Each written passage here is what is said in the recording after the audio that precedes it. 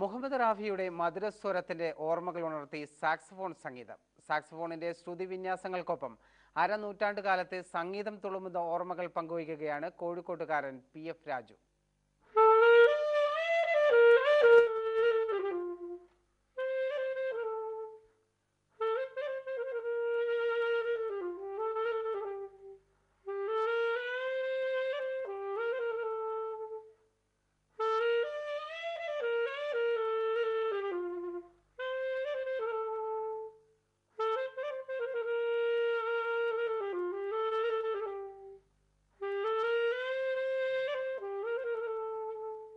സാക്സഫോണും ക്ലാർനെറ്റും ഓടക്കുഴലും ഒരുപോലെ വഴങ്ങും രാജുവിന്.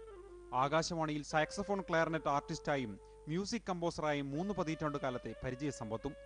ഇതിനിടയിൽ സംഗീത സംവിധാനത്തിലും മികവ് കാണിച്ചു.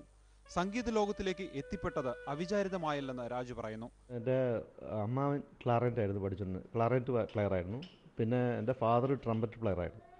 അപ്പോൾ അതുകൊണ്ട് ചെറുപ്പം വരെ എനിക്ക് മ്യൂസിക്കിലേക്ക് ഭയങ്കര താല്പര്യമുണ്ടായി. അങ്ങനെ ക്ലാർനെറ്റ് പഠിച്ചു. സ്കൂളിൽ പഠിച്ചുകൊണ്ടിരിക്കുന്ന കൂട്ടത്തിൽ തന്നെയായിരുന്നു പഠിച്ചുകൊണ്ടിരുന്നത്. അങ്ങനെ പ്രോഗ്രാമൊക്കെ പോകാൻ തുടങ്ങി. അങ്ങനെയാണ് പിന്നെ മ്യൂസിക് ഫീൽഡുള്ള അർജുനൻ മാസ്റ്ററുമായിട്ട് ബന്ധപ്പെട്ടു.